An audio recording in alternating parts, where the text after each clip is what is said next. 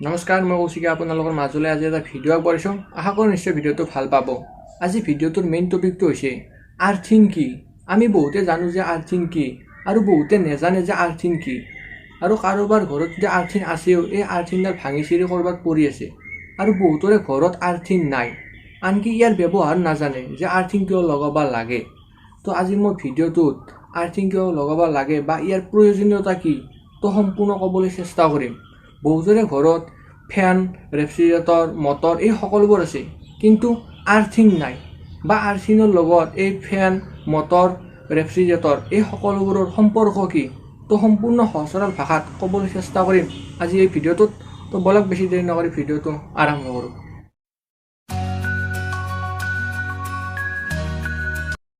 আপোনালোকে সহজ সৰল ভাষাত বুজি লওক যে আৰ্থিং হৈছে আমাৰ ঘৰত বা বিভিন্ন ধৰণৰ ডাঙৰ ডাঙৰ কল কাৰখানাত ব্যৱহাৰ কৰা যিটো ইলেক্ট্ৰিচিটিৰ ভল্ট, আৰু এই ভল্টৰ পৰা ৰক্ষা পাবলৈ বা যি শ্বৰ্ট চাৰ্কিট হয়, এই শ্বৰ্ট চাৰ্কিটৰ পৰা ৰক্ষা পাবলৈ ভূমিৰ লগত এডাল তাঁৰ সংযোগ কৰা হয় আৰু ইয়াক আৰ্থিং বুলি কোৱা হয়।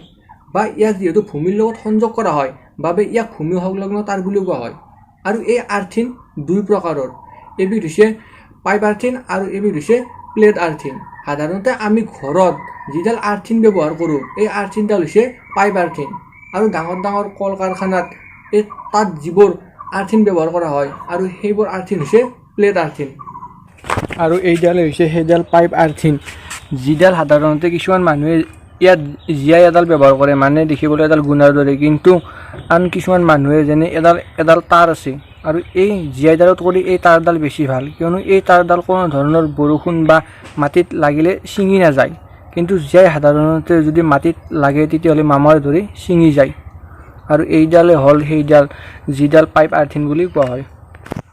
কিন্তু এই আৰ্থিঙে কেনেকৈ কাম কৰে বা শ্বৰ্ট চাৰ্কিটবোৰ সেই তাঁৰডালৰ জৰিয়তে কেনেকৈ ভূমিলৈ পঠাই দিয়ে, তো আপোনালোকে প্ৰথমতে চাওক, আপোনালোকৰ ঘৰত যিবোৰ ইলেক্ট্ৰিচিটিৰ সামগ্ৰী আছে আৰু এই সামগ্ৰীবোৰ সাধাৰণতে ভল্ট বেছি হয়, সেই সকলোবোৰৰ সাধাৰণতে তিনিটা পিন থাকে।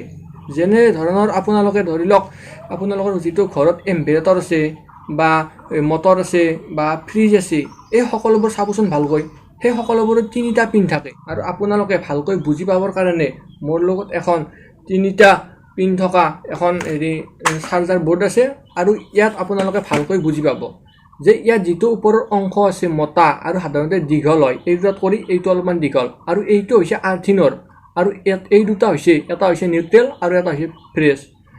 এতিয়া আপোনালোকে চাওক, যেতিয়া এই বৰ্ডখনে আপোনালোক শ্বৰ্ট কৰিব, তেতিয়া আপোনাৰ যি এই আৰ্থিঙৰ পিনটো আছে, এই আৰ্থিঙৰ পিনটো ইয়াত যদি বৰ্ডত সোমাই দিয়ে, তেতিয়াহ'লে এই আৰ্থিঙৰ পিনটোৱে আগতে যিবোৰ শ্বৰ্ট চাৰ্কিট আছে, এই শ্বৰ্ট চাৰ্কিটবোৰ এই তাঁৰডালৰ জৰিয়তে ভূমিলৈ পঠাই দিব, আৰু ইয়াৰ ফলত আপোনালোকে ৰক্ষা পাব।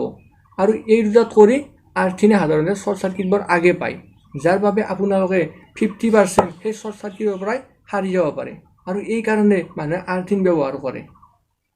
আৰু যেতিয়া আৰ্থিং নাথাকে বা আছে যদিও ক'ৰবাত ভাঙি চিঙি পৰি আছে, তেতিয়াহ'লে সেইডাল আৰ্থিং থকাতকৈ নথকাই ভাল।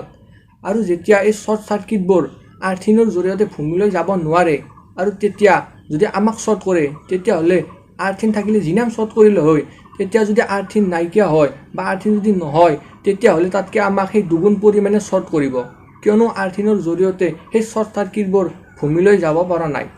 গতিকে আপোনালোকৰ ঘৰত যদি আৰ্থিং নাইও, তেতিয়াহ'লে আপোনালোকে আৰ্থিং ব্যৱহাৰ কৰক। আৰু আপোনালোকে আজি গম পালে যে আৰ্থিঙৰ প্ৰয়োজনীয়তা কি বা আৰ্থিং কিয় লগাব লাগে, কিয়নো এডাল আৰ্থিঙত কৰি আপোনাৰ জীৱনটোৰ মূল্য বহুত পৰিমাণে বেছি। তো এইটোৱে আছিল আজি মোৰ ভিডিঅ'টোৰ মেইন টপিক। যদি ভিডিঅ'টো ভাল লাগিছে তেতিয়া লাইক কৰিব, কমেণ্ট কৰিব, শ্বেয়াৰ কৰিব, লগতে চেনেলটো ছাবস্ক্ৰাইব কৰিব। আৰু ইয়াৰ পিছত মই এটা এই আৰ্থিঙৰে ভিডিঅ' বনাবলৈ চেষ্টা কৰিম, যে আৰ্থিং পুতিলে সাধাৰণতে আমি কয়লা বা নিমখ এই আৰ্থিঙৰ গুৰিত দিয়া হয়, বা এই আৰ্থিঙৰ গুৰিত কয়লা বা নিমখ কিয় দিয়া হয়, ইয়াৰ লগত আৰ্থিঙৰ প্ৰয়োজনীয়তা কি, তো এই সকলোবোৰ ক'বলৈ চেষ্টা কৰিম ইয়াৰ পিছৰ ভিডিঅ'টোত। তো আজিলৈ বাই।